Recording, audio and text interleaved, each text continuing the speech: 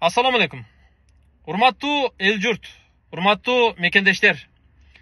Бүгүн мен ичимден кыжалат болуп, жүрөгүмдөн түйшөлүп, атайын кайрылууга чыгып отурам. Бүгүнкү күндө баарыңыздар күбөсүздөр, баарыңыздар жакшы билесиздер. Баарыңыздар ушул акыбалдын ичиндесиздер. Интернет тармагы өнүгүп, анын ичинде социалдык тармактын бир бөлүгү болгон TikTok тармагы ушунчалык бир пигине жеткен сыяктуу. Көпчүлүгүбүз TikTokко ушунчалык сүңгүп кирип кеттик окшойт. Бирок TikTok тармагында бир акылга сыйбаган жагдайлар пайда болду. TikTokко өзүбүздүн эле уул кыздарыбыз, өзүбүздүн эле мекендештерибиз, каны да, жаны да, турган турпаты да, аты да кыргыз азаматтар, кыргыз кыздар TikTokко кирип алып, бир батыл деген балага аралашып алып, башка ушул эле бир туугандарыбыз, казак болобу, өзбек болобу, түрк болобу, же башка бир улуттун өкүлү болобу, батыл ойноп ошол TikTokто бизди кыргыздарды ушунчалык уят кылып атат. Алар кимдер экендигин сиздер жакшы билесиздер. Күндө көрүп отурасыздар. Ошолордун түз эфирине кирип, жыргап карап отурасыздар. Комментарий жазып атасыздар, аларга лайк басып атасыздар, пикириңиздерди билдирип атасыздар.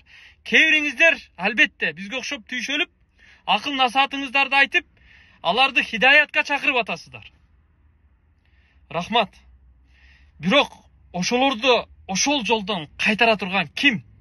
Биз жалпыбыз, көпчүлүкпүз. Урматтуу эл журт, ушул жагдайды биз кайтаралы, жок кылалы. TikTokто мына көрүп атасыздар. Биздин кээ бир жаштар, бир эле жаш дейин десең, арасында чоң эле кишилер бар. Жашы бир орто муундагы ага эжелерибиз бар. Ошолор да кирип алып, TikTokто батыл ойноп, же болбосо түз эфирде акылга сыйбаган бир көрүнүштөр жасап атат. Биз кыргызбыз го. Биз кыргызбыз го. Кыргыздын наркында, кыргыздын салтында, кыргыздын наркында, кыргыздын канында андай акылга сыйбаган иш-аракеттер, акылга сыйбаган бир жагдайлар эч качан болбоду эле го. Биз Манастын урпагыбыз. Биз ыймандуу элбиз, биз намустуу элбиз го акыры. Туурабы? Эсибизге келели. Урматтуу TikTokто отурган жаштар. Бириңер чыгып алып, тоң коюп көтүңөрдү көрсөтүп атасыңар. Бириңер чыгып алып, кыз балдар айрыкча, арасынан эркек балдар да бар. Чыгып алып, түрсүңөрдү башыңарга кийип атасыңар. Оозуңарга бир шайтанды аралаштырып алып, тилиңерге алып сөгүнүп атасыңар. Дагы бириңер эмне кылып атасыңар, Сийип алып, пиялага куюп алып, сидиңерди ичип атасыңар. Батирде отуруп алып, чычып атасыңар. Ушул кантип кыргыз болсун? Урматтуу эл журт, урматтуу жаштар. Мына ушул видеолор TikTokто чыгып атат, интернет тармагына чыгып атат. Ошону биздин жаштар, кийинки муун, биздин мотурайган жаш балдар бүгүнкү күндө көрүп отурат. Биз качан токтотобуз? Биз ушундай элбизби? Жок, биз кыргызбыз, Манастын урпагыбыз, биз нарктуу элбиз. Биз намустуу элбиз го акыры.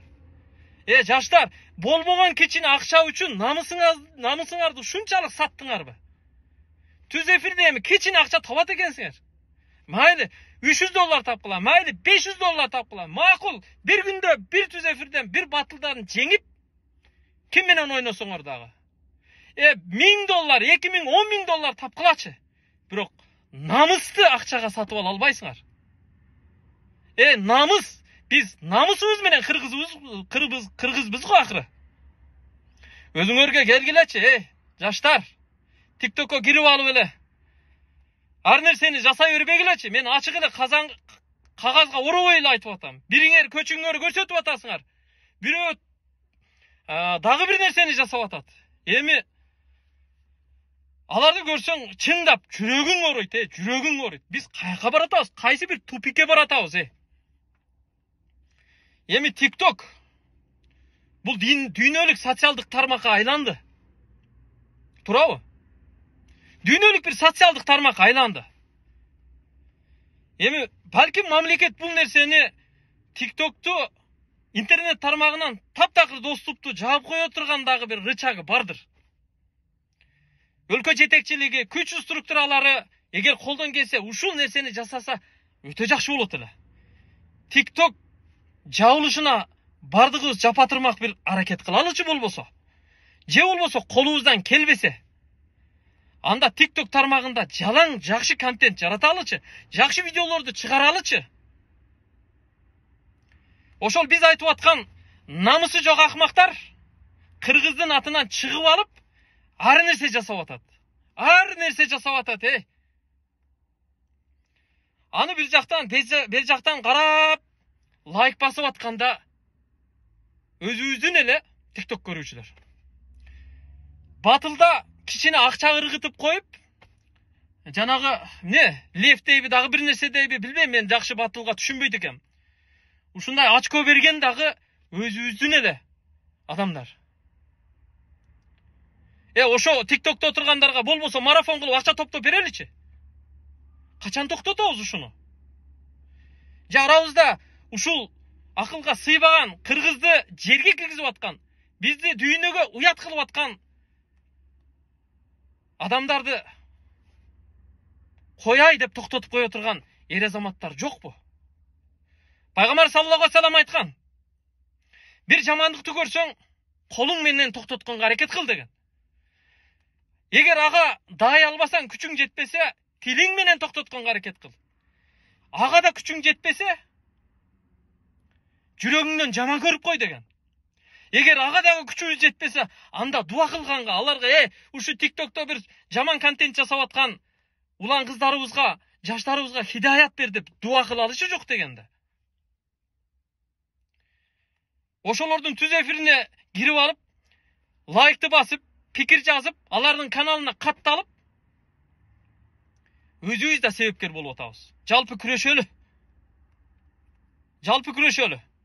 Урматтуу эл журт, эсибизге келели. Урматтуу ушу TikTok'то отурган, бизди, кыргызды уят кылып аткан, жерге киргизип аткан тиктокерлер, эсиңерге келгиле. Бул күндөрдө өтөт. Эртең силер балаңарга, небере чебереңерге кандай ата болосуңар, кандай эне болосуңар? Ата, эне, апа, чоң эне, чоң ата, сиз жаштыгыңызда эмне иш кылдыңыз эле деп сураса, эмне деп жооп бересиңер? Айткылачы. Жооп бере албайсыңар. Анткени силердин видеоңор бүгүнкү күндө интернетти басып кетти. Ошонун көрө өлүп эле калбайсыңарбы? Намыс адамды өлтүрөт. Эсиңерге келгиле. Болбосо чогуу чаран бир чара көрөлү. Урматтуу жаштар, урматтуу эл журт, чогуу чара көрөлү. Аларды көрбөй коелу. Каналын блокировка кылалы. Бир чарасын көрөлү да. Балким күч структуралары буга чара көрөр. Чара көрбөсөк болбойт. Биз кыргызбыз, нарктуу элбиз, ыймандуу элбиз. Каны таза элбиз, ыймандуу элбиз. Жүрөгү таза элбиз. Жакшы жагынан бүт Кыргызстанга таанылган, бүт дүйнөгө таанылган элбиз. Биз кыргызбызго акыры. Эсибизге келели. Чогуу чаран бардыгы менен күрөшөлү.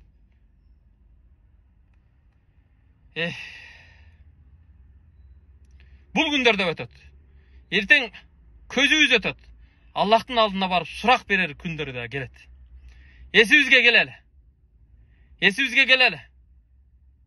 TikTokерлер, силерге дуа кылабыз. Аллах силерге хидаят берсин.